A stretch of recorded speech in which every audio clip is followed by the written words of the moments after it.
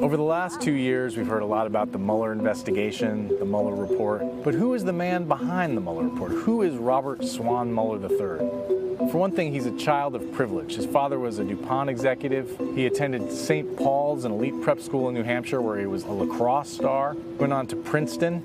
In one of the most important episodes of his life, he volunteered for the Marines, knowing he was going to fight in the Vietnam War. And this was at a time when people who went to Ivy League schools didn't fight in Vietnam. He earned a Bronze Star for valor. In another battle, he was wounded in the thigh and evacuated.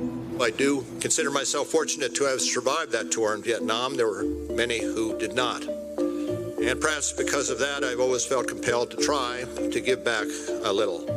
So Mueller comes back from the war. He joined the Justice Department in the San Francisco U.S. Attorney's Office, became a prosecutor, later went on to Boston.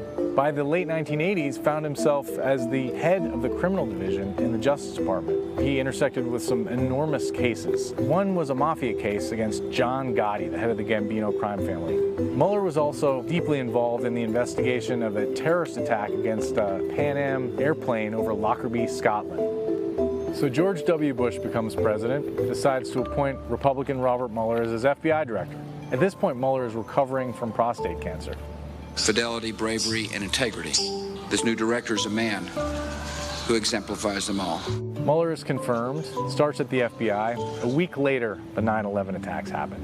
The men and women of the FBI join the nation in expressing our deep sympathies for the victims of these horrific tragedies.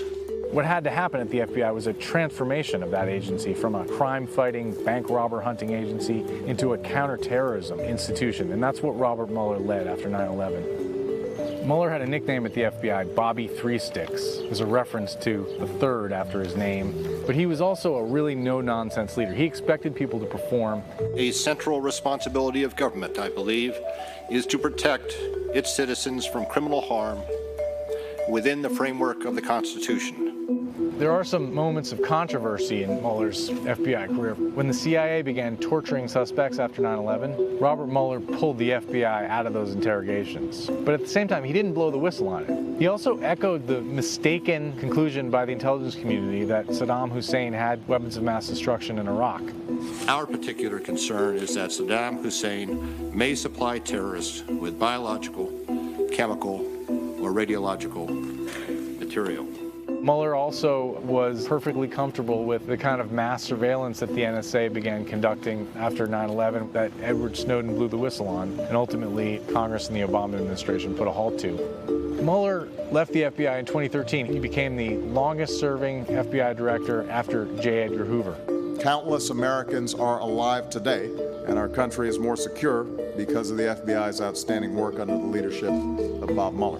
He went into private practice after that, and he represented some prominent clients. Apple was one. In one case, he was hired by the NFL to conduct an investigation into domestic violence allegations against Ray Rice.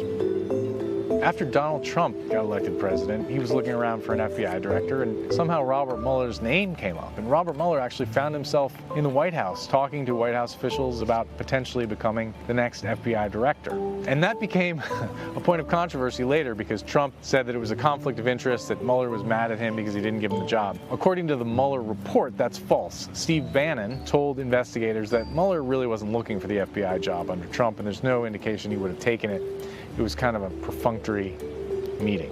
Mueller has been criticized, particularly by Republicans and Trump allies, as being somehow biased, as having hired a lot of Democrats, which he did. But it's helpful to remember that Mueller has always been a Republican and has long-standing friendships with Republicans, including the current Attorney General, William Barr. Mueller's an old-school Republican. It's not clear how he feels about Donald Trump, but he's certainly no Democrat. I've always been proud to say that I worked for the Department of Justice because of that for which it stands, which is an unyielding commitment to the rule of law. As the world starts to hear from Robert Mueller about his findings in the Russia investigation, it's interesting to reflect on the long history of this man as we contemplate sort of what's next for Robert Mueller and what's next for the Russia investigation.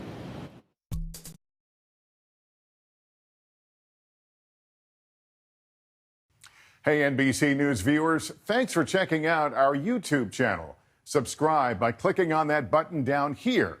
And click on any of the videos over here to watch the latest interviews, show highlights, and digital exclusives. Thanks for watching.